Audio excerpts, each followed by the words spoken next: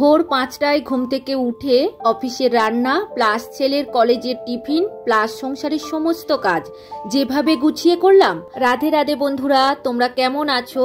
আশা করি তোমরা যে যেখানে আছো সবাই খুব ভালো আছো, সুস্থ আছো। লালটুকুন্তি কিচেন অ্যান্ড ব্লগ চ্যানেলে আরো একবার জানাই তোমাদের সবাইকে স্বাগত আর অনেক অনেক ভালোবাসা। আজ সোমবার রাত ৯টা মতো বাজে। তো সকালবেলায় ওই যে পুজো করেছিলাম, তারপরে আর ভিডিও শ্যুট করা হয়নি। তো আবার এই রাত থেকেই ভিডিও শ্যুট করছি। আর আজকে রাত্রে তো ভাত খাবো না, ওই কারণে দেখো আমরা পরোটা করেই খাবো। তো ওই যে পরোটা করছি, রাতে খাওয়া দাওয়া হবে। আর ছেলে আজকে আমাকে একটু হেল্প করে দেবে। আমি যখনই পরোটা করি তখনই ছেলেকে একটু ডাকি, ও একটু সেঁকে দেয়। আর ওর বাবা তো সবে কাজ দিয়ে আসে, তো রান্নাঘরে আর আসতে চায় না। তবে শীতকাল হলে তখন বললে আবার করে দেয়। যাই হোক, আজকের অনেকটা পরোটা করব, কারণ কি বলতো, কালকে সকালবেলায় ছেলে আর বর্মশাই বের হবে। তো ওদের জন্য আজকে কিছু পরোটা সেঁকে ফ্রোজেন করে ফ্রিজে রেখে দেবো। আর ময়দা যদি মেখে রাখি তাহলে ময়দাটা দেখি নরম হয়ে যায়, তখন পরোটা করতে গেলে খুব অসুবিধা হয়। অনেকটা ময়দা আবার মিক্সড করতে হয়, অনেকক্ষণ ধরে মাখতে হয়। তো ওই কারণে আমি এই যে শুকনো সেঁকে আর রেখে দেবো, কালকে যাওয়ার সময় ওই তেল দিয়ে ভেজে দিলেই হয়ে যাবে। তো কিভাবে রাখি সবটাই তোমাদেরকে দেখাবো। তো দেখো, এদিকে আমার ছেলে হেল্প করছে আর কি সুন্দর করে পরোটাগুলো ফোলাচ্ছে জানো তো। আর আমি যখন একা একা করি, এদিকে সামলাবো না এদিকে আবার ডলবো, ওই কারণে আমার অসুবিধা হয়। তো ছেলে সব সেঁকে সেঁকে দেখছো ওই যে একটা প্লেটের মধ্যে রাখছে। আর মাঝখানে একবার ছ্যাঁকাও খেয়েছে, ওই যে তাওয়ার মধ্যে হাত লেগে গেছে। আসলে ওর তো অতটা অভ্যাস নেই, তবে একটু একটু করে রান্নাঘরে আমার সাথে আসে। আমি বলি একটু ম্যাগি করে, নিজের বনভিটা করে, তারপরে এই যে পরোটা ভাজার সময় আমি একটু সেঁকে দিতে বলি, তো করে দেয়। আর আজকে সকালে যে পুজো করলাম তার সাথে আর সারাদিনের ভিডিও অ্যাড করিনি, কারণ ভিডিওটা অনেক বড় হয়ে যাবে। আর আজকে তো শ্রাবণ মাসের প্রথম সোমবার, তো সকালে পুজো করার আগে আমি তো সবুজ কাঁচের চুড়ি পরেছিলাম। তো এত পরিমাণে বড় না চুড়িটা, আমি খুলে দিতে বাধ্য হলাম, কেননা এত আওয়াজ হচ্ছে, ময়দা মাখা যাচ্ছে না, খুব অসুবিধা হচ্ছে। আর ছেলে বলছে খুলে রাখো, আবার সোমবার এলে পরে বাবাকে পুজো করবে। তো আমি বললাম ওরকম করতে নেই। তো যাই হোক, কিছুটা চুড়ি আমি খুলে দিয়েছি জানো তো। তো দেখো, এইবার আমি পরোটাগুলো এক এক করে ভেজে নিচ্ছি। ও সেঁকে দিয়ে চলে গেছে। আর এখন এত গরম পড়ছে, রান্নাঘরে একদম দাঁড়ানো যায় না। তো দেখো, কিছু পরোটা ভেজে নিয়েছি আর কিছু পরোটা আমি এখন ফ্রোজেন করে রেখে দেবো ফ্রিজে। এটা কালকেকার জন্য, কালকে একটু গরম করে তেল দিয়ে ভেজে দিলেই হয়ে যাবে।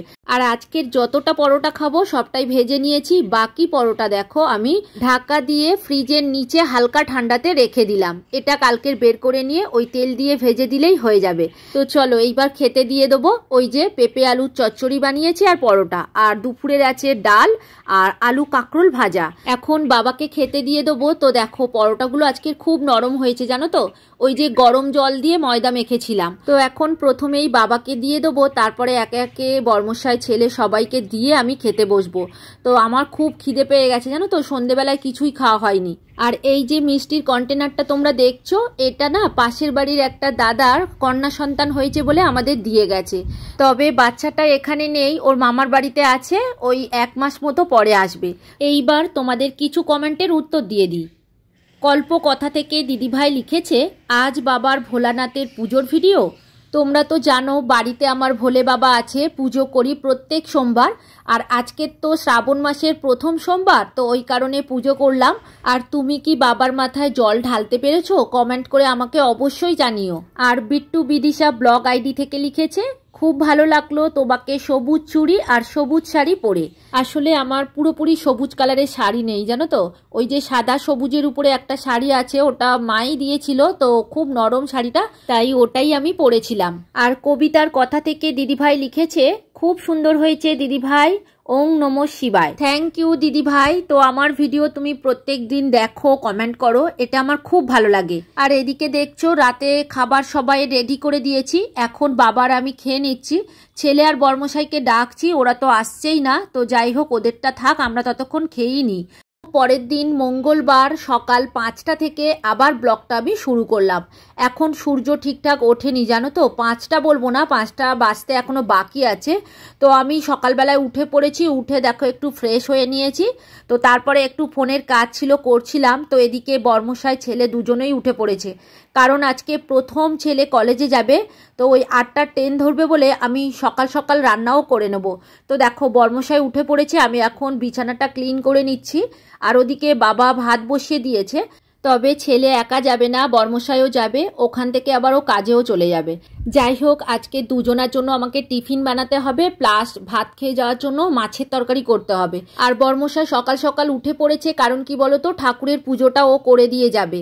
আজকে মঙ্গলবার আছে আর আমি সময় পাবো না, কারণ এখনো ভিডিও এডিটিং এর কাজ আমার বাকি আছে। আর কালকে রাতে কিছুটা ভয়েস দিয়েছি, তবে আজকে ভোরবেলা উঠবো বলে তাড়াতাড়ি শুয়ে পড়েছিলাম, জানো তো, ওই কারণে সম্পূর্ণ আর ভয়েস দেওয়া হয়নি। তবে এই দুপুরবেলার দিকে দিয়ে নেব, তারপরে ওই 5টা কি 6টার দিকে আপলোড করব। আর আজকের প্রথম ছেলে কলেজে যাচ্ছে, বাড়ি থেকে সবাই বেরিয়ে যাবে যে যার কাজে, তো ওই কারণে বিশেষ করে পুজোটা বর্মশাই সেরে দিয়েই যাচ্ছে।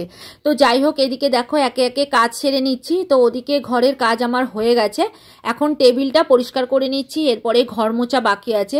তো এইগুলো করে নিয়েই তারপর রান্না বসাবো। আর যেহেতু বর্মশাই পুজোটা সেরে দিয়ে যাবে, তো ওই কারণে আমি ঘরটা পরিষ্কার করে নিচ্ছি, রান্নাঘর মুছে নিলাম। এবার খাওয়ার ঘরটা মুছে নেবো, নিলেই আমার হয়ে যাবে। আর ও ওদিকে পুজোটা সেরে নিতে পারবে। আর বাসি ঘরে পুজো করতে ইচ্ছা করে না, জানো তো, ওই কারণে আমি রান্নাঘর আর এই খাওয়ার ঘরটা বিশেষ করে মুছে নিই। তো চলো মুছে নিই, আর আরও কিছু কমেন্টের উত্তরও দিয়ে দিই। আমাদের ছোট্ট সংসার থেকে লিখেছে, খুব ভালো লাগলো দিদি ভাই, তোমার পুজোর ভিডিওগুলো ভীষণ সুন্দর। থ্যাংক ইউ দিদি ভাই, এইভাবেই পাশে থেকো আর সুন্দর সুন্দর কমেন্ট করো। আর শ্রাবণ মাসের প্রত্যেকটা সোমবার আমি ভোলে বাবাকে কিভাবে পুজো করি আর কি কি শস্য অর্পণ করি বাবাকে, তো সেটা তোমরা দেখতে থাকো, দেখলেই বুঝতে পারবে। আশা করি তোমাদের খুব ভালো লাগবে পুজোর ভিডিও। তো যাই হোক, দেখো ওদিকে ঘর মোছা আমার হয়ে গেছে। এখন রান্নাঘরে চলে এসেছি। তো 2 রকম মাছ বের করে নিলাম, কাটাপোনা আর লোটে মাছ বের করে নিয়েছি, ওটা জলে দিয়ে দিলাম, বরফটা ছেড়ে যাক। আর এদিকে একটা নতুন টিফিন বক্স আমি বের করে নিলাম, এটা মিল্টনের টিফিন বক্স। তবে এই টিফিন বক্সটা আমরা কিনিনি, জানো তো, এটা গিফট পেয়েছি। তো কিভাবে পেয়েছি তার একটা কাহানি আছে, সেটাই আজকে তোমাদের সাথে শেয়ার করব। তো আমাদের বাড়ির সামনে একটা কমপ্লেক্স আছে, তো ওখানে সেনকো গোল্ডের দোকান থেকে একটা প্রোগ্রাম করেছিল। তো সেখানে হাজব্যান্ড ওয়াইফদের একটা করে কম্পিটিশন ছিল, তো সেখানে বর্মশাই ফার্স্ট হয়েছে, আমার কপালে টিপ পরিয়েছিল। তো ওখান থেকে আমাদের একটা ছাতা, এই যে টিফিন বাটি, তো আরও একটা টিফিন বক্স আমাদের গিফট করেছিল। তো আমরা রেখে দিয়েছিলাম, তবে ছাতাটা ব্যবহার করে নিয়েছি। আর ছেলে তো আজকের প্রথম কলেজে যাচ্ছে, তো আজকে এটা ওকেই দিয়ে দেবো, কারণ ওর জন্যই আমি রেখেছিলাম। তো স্কুল তো কাছাকাছি বাড়ির, ওই কারণে ওর লাগেনি এত বড় টিফিন বাটি। তো কলেজটা একটু দূরে বলে ওকে একটু ভারী টিফিন দেবো। তো এখন দেখো ওই যে আলুর তরকারি করছি, ওই টিফিনে দেব বলে। আর এদিকে লোটে মাছ করব বলে কিছুটা পেঁয়াজ কোচা আমি বেশি করে তেলের মধ্যে দিয়ে দিলাম, কারণ লোটে মাছ করতে গেলে না একটু তেল বেশি লাগে, পেঁয়াজ, কাঁচা লঙ্কা, আদা রসুন একটু দিয়ে করলে খেতে খুব ভালো লাগে। ওদিকে আলুর তরকারি আমার হয়ে গেছে, তো ওই পেঁয়াজ ভাজার মধ্যে একটুখানি আদা রসুন বাটা দিয়ে দিলাম। তো আদা রসুন আমি আগে থেকে বেটেই একটা ছোট্ট কন্টেনারে নুন আর একটু সর্ষের তেল মাখিয়ে রেখে দিই, তো এটা অনেক দিন ভালো থাকে। আর দেখো এত সকালের রান্না তাড়াহুড়ো করে আদা রসুন বাটতে গেলে খুব সমস্যা হয়, তো ওই কারণে বেশি করে বেটে রেখেছিলাম। ওই যে আদা রসুন পেঁয়াজ সমস্ত রকম মশলা দিয়ে একটু কষিয়ে নিয়েছি, তার মধ্যে টমেটম দিয়ে দিলাম। এইবার একটু সরু সরু করে আলু দিয়ে দিয়েছি। আজকের এই যে কাটাপোনা পটল আলু মাছের ঝোল করেছি। আর ওদিকে আলুর দম করে নিয়েছি, ওই আলুগুলো ভাতের মধ্যে দিয়েছিল বাবা, সেগুলো বের করে নিয়ে আলুর তরকারি করা হয়ে গেছে। আর লোটে মাছটা এখন হচ্ছে, তার সাথে ডিম সিদ্ধও বসিয়ে দিয়েছি, তবে এরপরে চা হবে। এখন আলুটা ভালো করে কষিয়ে নিচ্ছি, মানে কষিয়ে কষিয়ে আলুটাকে হাফ সিদ্ধ মতো করে নেব, তারপরে লোটে মাছ দেব। কারণ লোটে মাছ দিলে খুব জল বেরোয়, তো তখন মানে ঘেঁটে গেলে খেতে ভালো লাগে না, ওই কারণে একটু পরেই আমি লোটে মাছটা দিলাম, দিয়ে ভালো করে কষিয়ে একটু ঢাকা দিয়ে দিয়েছি, একটু জল উঠবে, তারপরে ওটা আস্তে আস্তে শুকিয়ে নিতে হবে। তো এদিকে দেখো পরোটা ওই যে আগের দিন করে রেখেছিলাম ফ্রিজে, সেটা বার করে রেখেছিলাম, সেটাই এখন দেখো একটু গরম করে তেল দিয়ে ভেজে নিচ্ছি। এইভাবে পরোটা রাখলে না খুব তাড়াতাড়ি পরোটা করাও হয়ে যায়। আর যদি কাঁচা ময়দা রেখে দিতাম তাহলে আমি এত তাড়াতাড়ি সকালবেলায় পরোটা বানিয়ে দিতে পারতাম না। তো দেখো ঝটপট করে ভেজে নিলাম, হয়ে গেল। তো এইবার দেখো খেতে বসে গেছে ছেলে। তো দেখো ওর টিফিন বাটিটা গুছিয়ে নিচ্ছি, আবার আজকে বর্মশাইকেও দেবো। তো দুজনার টিফিন আজকে আমাকে রেডি করতে হবে, জানো তো। আসলে ওরা সেই আসতে সন্ধে হয়ে যাবে, ওই কারণে একটু ভারী টিফিন দিয়ে দিলাম। তো বাইরের খাবার আর কত খাবে বলো, বাইরের খাবার খাওয়াও তো ঠিক নয়। এদিকে টিফিন তো গোছানো হয়ে গেছে, ছেলে আর বরমশাই বেরিয়ে পড়েছে, তো ওদের একটু দুগ্গা দুগ্গা করে দিলাম। তো চলো আজকের ভিডিও আর বড় করব না, এখানেই শেষ করব। তোমরা সবাই খুব খুব ভালো থেকো গো।